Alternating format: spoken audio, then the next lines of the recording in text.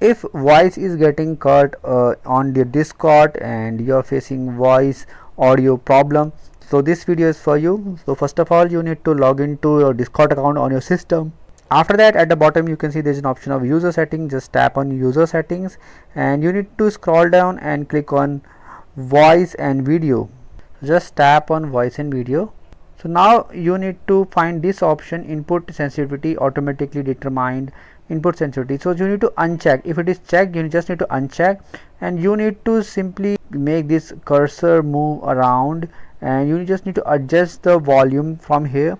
And after doing that, make sure to check your voice while playing and adjust the slider of this voice accordingly.